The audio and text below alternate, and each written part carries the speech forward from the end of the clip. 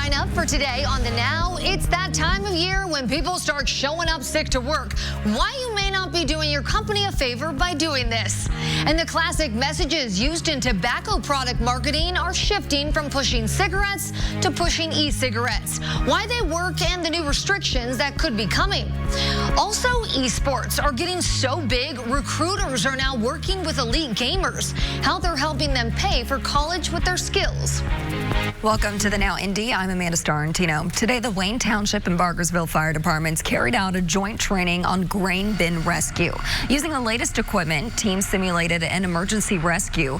Crews say in a real-life situation, when it comes to rescuing someone who is trapped, it's a scramble against time. And with the later harvest this year, it is important for first responders to be prepared. Right now, farmers are getting into the field. The season's running a little bit late, and we know when the season runs late, they tend to get in a hurry. They may take a few shortcuts. They get tired. They're working long hours, and that's when accidents happen. Wayne Township recently received a donation of grain bin rescue equipment from the Farm Bureau. Bargersville Fire has had a long-standing team.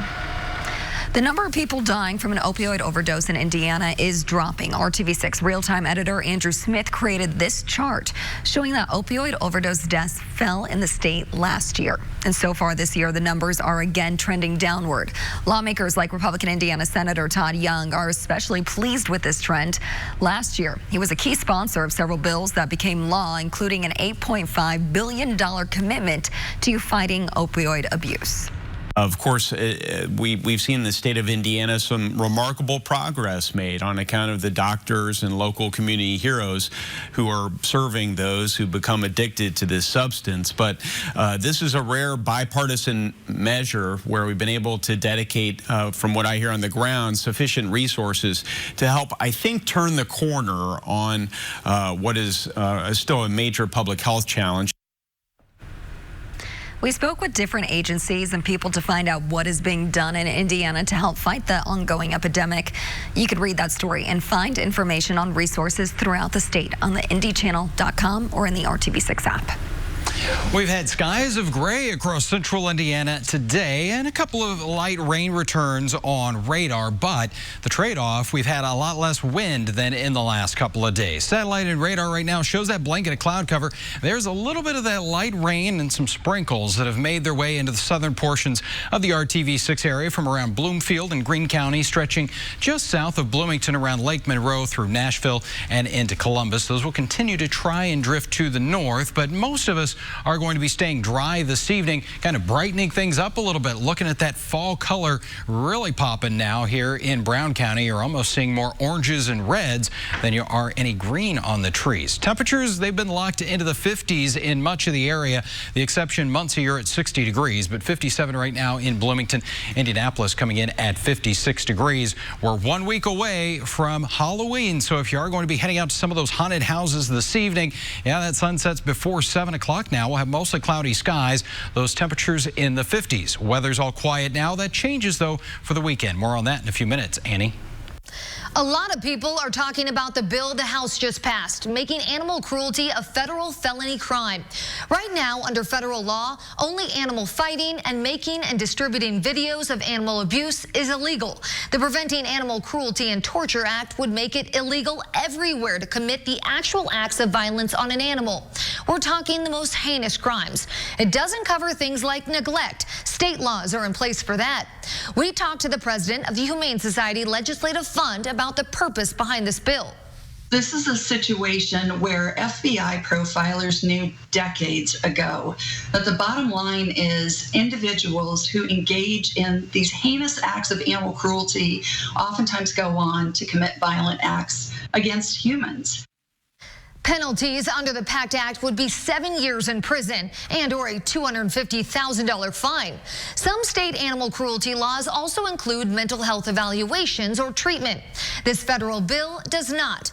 The Senate should vote on it shortly, and it has a strong bipartisan support. All right, checking in on the Now News feed. The office set up at the VA to protect whistleblowers hasn't been doing its job. That's according to an inspector general's report that the Wall Street Journal got its hands on. The report says the office ended up going after whistleblowers instead of protecting them. Well, ICE is changing its tune about possible fines against migrants seeking sanctuary at a church. The agency now says it won't issue six-figure fines. Advocates for the migrants say this is a victory for the people seeking sanctuary. And there's hope for people dealing with drought conditions across the South. The region seeing the first improvement in weeks thanks to heavy rains. Even better news, more rain is expected to be on the way. Former President Jimmy Carter was released from the hospital today. Carter had been there since Monday after a fall at his home. The 95-year-old also fell 2 weeks ago. Lawmakers and the public are paying their respects to former U.S. Representative Elijah Cummings. A formal ceremony for Representative Cummings was held for members of Congress today. Cummings' body is lying in state at the U.S. Capitol. He is the first black congressman to have that honor. A funeral will take place tomorrow at his home church in Baltimore. All right, back to our lineup. So many of us are guilty of coming to work sick. So we're breaking down the rules of thumb for when you really should stay at home and how you're impacting your company beyond making others sick. We're lucky to have him. People in Evansville are talking trash tonight, and here's why. A home there is literally packed with garbage. Crews started removing some of it this week. So far, they have removed 22 tons of trash, and they are not done yet. Crews say they're at this home at least twice a year because of trash. Family members say the homeowner is in jail and cannot afford the cleanup. Turning to the Now News feed, a new study is raising concerns about the use of technology in classrooms. So while it acknowledges there are benefits, it does say there can be negatives. Those include students becoming less engaged and lacking motivation. The University of Oxford Student Council just banned clapping at meetings. They cite research that says clapping can lead to anxiety for people with anxiety or sensory issues. So instead of clapping, they are using so-called jazz hands.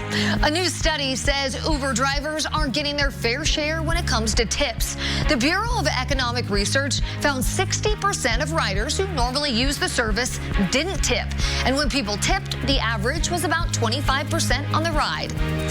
Coughing, sneezing, sniffling is all around us right now. But as sick as some of our co-workers may be, a lot of them, they're still showing up to work. A new survey from Robert Half shows that 90% of workers admit to working when they have cold or flu symptoms. 33% say they always show up to work even if they know they're sick, mainly because they have too much work or would rather not use sick time. But the reality is sick employees put co-workers at risk of getting sick too. And while some go to the office to get work done, experts say that's not really what's happening. So from a monetary standpoint, it would cost the company, but then also too from a work productivity standpoint, it's going to affect also how much work is getting done. If someone's not 100% and they're coming in while they're sick, you're only going to get a fraction of their work productivity. And there are two rules of thumb on when to stay home. If you know you're contagious and if the meds you're taking are affecting how alert you are. And if it's just allergies, then it's okay to be at work. Robert Half suggests managers start leading by example by staying home when they're sick. All right, back to our lineup. Esports are getting so big that there are even recruiters now. 3 or 4 months ago, it still seemed like a game to me. Like it was just a game he was playing. But today, it's not. That mom's son is among the top competitive players. How recruiters are helping him and others across the country get big scholarships for their skills. That's RTV6 is working for you. This past May, Harrisburg University won ESPN's first ever college esports championship. In 2018, the college became the first to award full ride scholarships to its entire 16-player roster. And there are now an estimated $16 million in esports scholarships up for grabs. Usher Qureshi found elite players are finding themselves in high demand. By all accounts, 16-year-old Jonathan Huffman is a typical high school junior. How was your day? Until he plugs in at his gaming station. How good are you? Very good. In fact, Huffman's so good, he needs a live camera trained on his hands during gameplay streaming to prove he's not hacking the system. Whenever people accuse me, they just look at the hand cam and kind of fixes the issue. Huffman's game of choice is Overwatch. Online, he's known as My Crazy Cat OW. Ranked among the top 50 competitive players in the world, colleges and universities are clamoring to recruit players like him. To give an analogy, he's in professional basketball, he's up there in the echelons of the Steph Currys, the LeBron James of the world. Alan Gabois is a recruiter who works with elite gamers looking to cash in a ticket to higher education. We're seeing students get anywhere between probably 5,000 to 8,000 on the low end, all the way up to 20,000 on the average at the high end. Fingers crossed. For the Huffmans, navigating the growing landscape of gaming scholarships has been exciting and perplexing at the same time. 3 or 4 months ago, it still seemed like a game to me. Like it was just a game he was playing. But today, it's not. It's a path. It's possibly a career. It's possibly a scholarship. Every day we just talk about it, just how amazed and proud we are. It's overwhelming. It's completely overwhelming. And the future of gaming is bright. This year, the global esports industry is expected to hit $1.1 billion and reach a fan base of 454 million. 5 years ago, Robert Morris University became the first school to offer esports scholarships. Since then, their program has expanded, and they're now considered one of the best in the country. Thanks. Reset for... With more than 70 players in 2 gaming facilities, RMU offers both esport athletic scholarships at 35% for junior varsity and 70% for varsity players. We want to bring in the best players. We want to make sure it's a holistic fit because we want them to be successful. We want them to graduate and enjoy their time here. Today, there are more than 175 colleges and universities with varsity esports programs. Most of them offer partial or even full ride scholarships. Huffman, who's scheduled to graduate in 2021, says he's ready to move on to the next level. To go pro one day, play on the stage, and if none of that works out, I'll get a scholarship for college. Reporting from Chicago, I'm Usher Qureshi. This could be the next generation of emergency response. Dispatchers in Seminole County, Florida now have the ability to crowdsource life-saving CPR. They can tap anyone in the area with CPR training to respond to an emergency using a phone app called Pulse Points. Once people have the app on their phone, a 911 call might come in saying someone needs CPR in a public place near where they are, and the app tells them where to find that person. Heart attack survivor Chris Connor says he is alive today because 2 men who happened to be nearby when he collapsed came to his rescue. The men did not have pulse points, but Connor says the app could mean a miracle for so many others in his predicament. There are heroes in our community that just need that opportunity, and I had 2 of them that day. In situations like a heart attack, seconds really do matter, and the wait for an ambulance can be a huge factor in survival. Doctors say getting CPR right away is critical because the oxygen level in your blood starts improving just from chest compressions alone. Kyle. Here's a nice view over downtown. You're actually seeing a little bit of that sunshine trying to work its way and brighten things up here a little bit on this Thursday afternoon. I think we're going to see a little more cloud cover hanging around even as we go into our Friday, and those temperatures in the 50s, they're going to be hanging around too. Right now it's 56 degrees. Winds have been fairly light today, less than 10 miles per hour, but those are going to start to ramp up by Saturday. Temperatures right now 57 for you in Bedford, 55 in Columbus and Crawfordsville, even a little bit cooler, barely in the 50s at this hour at 52 degrees. As we take a look at your hour-by-hour forecast on Friday, we're going to find those temperatures dropping back down into the upper 40s tonight.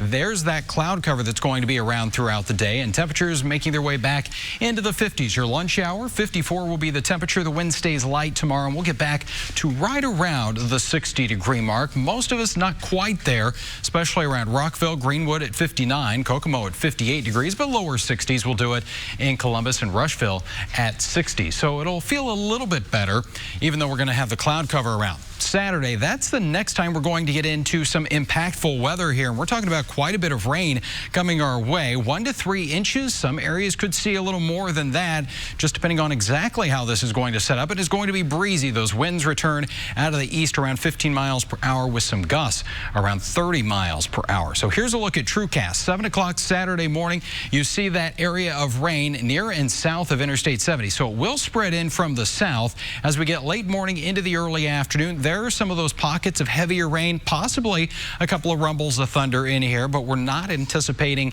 any strong thunderstorms on Saturday. Notice as we go into Saturday evening, we're still dealing with rain, although TrueCast is trying to bring in some drier air to the southeast. You can see, though, it continues back in Illinois, and that's really kind of the question. Does that set up over Illinois or here across central Indiana? And that's going to make the difference here, and you can see that reflected in some of these models, coming in around 1.5 inches in Indianapolis on one of them, but more than 2 inches of rain on the other. Next few days of your forecast, there's that chance for rain on Saturday. Better chance for some dry weather, though, on Sunday at 62. We're into the upper 50s on Monday, and we mentioned it earlier.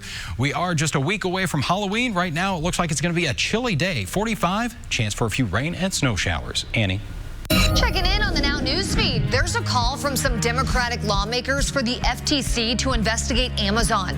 The senators say Amazon didn't properly address a warning about security that ultimately led to the Capital One hack. Bankrate.com issuing a warning about free trials. In a number of those offers, you have to enter payment information. But Bankrate says nearly 60% of people didn't realize they would automatically be charged if they didn't cancel services after the trial ended. Security concerns are being raised about the popular video app TikTok. Lawmakers want investigators to look at the app and see if there are any national security issues. The reason? The app is owned by a Chinese-based company. Well, today the FDA is going after vaping company Eon Smoke LLC. It sent the popular vaping brand this letter, asking it to remove nearly 100 flavored vaping products from the market because they're not authorized. It's also accused of not including the required warning that nicotine is an addictive chemical on social media posts for its products by well-known influencers. New numbers out today also show more than 1,600 illnesses tied to vaping have been reported, with 34 deaths nationwide. Bright labels with pictures of familiar candy can make vaping look tempting. And it's a tactic critics say makes more people, including kids, use vaping products. E-cigarettes. They're popular with people trying to quit traditional cigarettes. And now e-cig companies are attracting more than tobacco users. They're doing a lot of what early tobacco companies did, which is glamorize the use of the product. And even though it might be intended, the message might be intended for adults, sort of like Joe Camel, the cartoon character, it might still resonate with children. Marketing professional Darren Duber-Smith is no stranger to tobacco product marketing. He says he's seen classic messages shift from pushing cigarettes to pushing e-cigarettes. And he's not the only one. If you look at the coloring and the fonts and the whole positioning of the campaign, it was clearly targeted direct to young adults. Stanton Glantz started studying the tobacco industry in 1978. Putting the products as fun, as ways to affiliate with your friends. The FDA noticed it recently sent a warning to one of the biggest brands in e-cigs, Juul, for the way it marketed its products. I think the regulatory environment is now playing catch up, and they're starting to look at this category as they've looked at the tobacco category, and they're starting to see the youth addiction and that sort of thing. He used all of the knowledge that the big cigarette companies had developed in order to hook kids to design their product and design their marketing campaign. Juul responded by announcing it would pull all of its advertising. The brands operate in the world of public perception, so Juul, unfortunately, is taking the brunt of this. Only about 15 years passed between the time e-cigs came to America to when Juul stopped its marketing. I'm gonna get some of the... But news of more than 1,000 vape-related lung illnesses and several deaths also came much more quickly than it did with cigarettes. And just like tobacco companies, e-cig companies might soon see stricter regulations. A lot of it's gonna come down to what the FDA does. Banning flavored e-cig products works. Well, that's what researchers are saying after studying 2 towns in Massachusetts. The study, published in the American Journal of Preventive Medicine, compared the towns to places that still allow flavored e-cig products. Use of flavored e-cigs actually decreased in the towns with the ban within just 6 months. The use of all types of e-cigs also decreased. All right, next in our lineup, a new work benefit is getting people with all types of cancer better care. How it's connecting them with doctors at one of the top-rated cancer hospitals in the country.